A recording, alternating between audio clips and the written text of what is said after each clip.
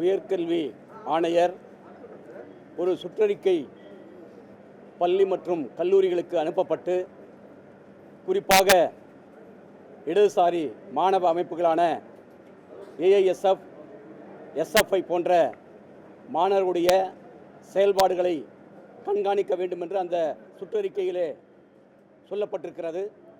தொடர்ந்து இடதுசாரி மாணவ அமைப்புகள் நீட்டுக்கு எதிராகவும் நீட் முறைகேடுகளை கண்டித்தும் அதேபோல கல்வி கட்டணங்களுக்கு எதிராகவும் ஜனநாயக முறைப்படி அரசியலமைப்பு சட்டத்தில் வழங்கிய அதிகாரம், அந்த அடிப்படையில் கல்விக்காக போராடுகின்ற இடதுசாரி மாணவ அமைப்புகளை இன்றைக்கு அவருடைய ஜனநாயக குரலை நெருக்கும் வகையில் அந்த சுற்றறிக்கை அமைந்திருக்கிறது.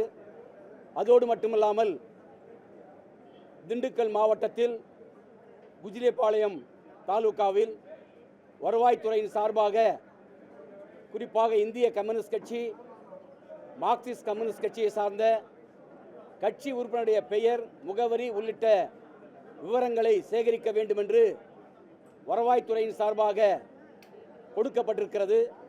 இது தலைமை செயலாளருடைய அறிவுறுத்தல் இல்லாமல், அரசுடைய அறிவுறுத்தல் இல்லாமல் இப்படி ஒரு சுற்றறிக்கை கொடுக்க முடியாது.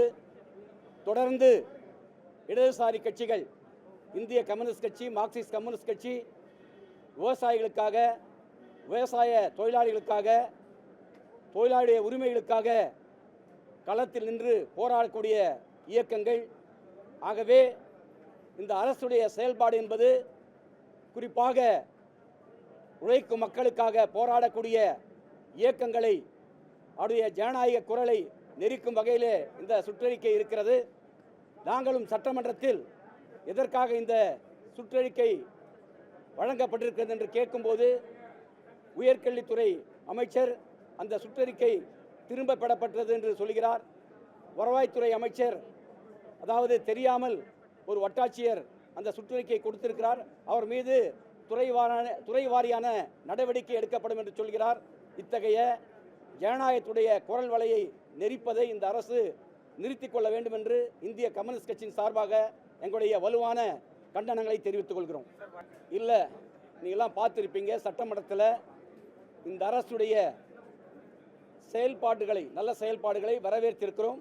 உழைக்கும் மக்களுடைய பல்வேறு கோரிக்கைகளை தொடர்ந்து சட்டமன்றத்தில் நாங்கள் தயக்கமின்றி எடுத்துரைத்திருக்கிறோம். ஆகவே கம்யூனிஸ்ட் இயக்கங்களை பொறுத்தவரை நல்லவற்றை பாராட்டுகிறோம். அதே போல உழைக்கும் மக்களுக்கு எதிரான, விவசாயிகளுக்கு எதிரான, தொழிலாளருக்கு எதிரான கொள்கை அடிப்படையில் நாங்கள் அதை எதிர்க்கிறோம் என்பதை சட்டமன்றத்தில் நீங்கள் எல்லாம் பார்த்துருப்பீங்க. தொடர்ந்து உழைக்கும் மக்களுக்கு எதிரான எந்த சட்டமாக இருந்தாலும் அதற்காக குரல் கொடுக்கக்கூடியவர்கள் தான் கம்யூனிஸ்டுகள் என்பதை தெரிவித்துக் கொள்கிறேன்.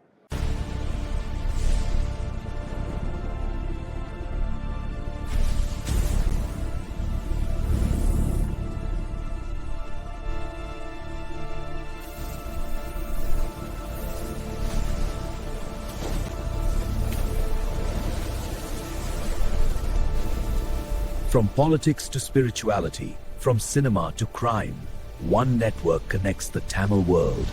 This is UTamil.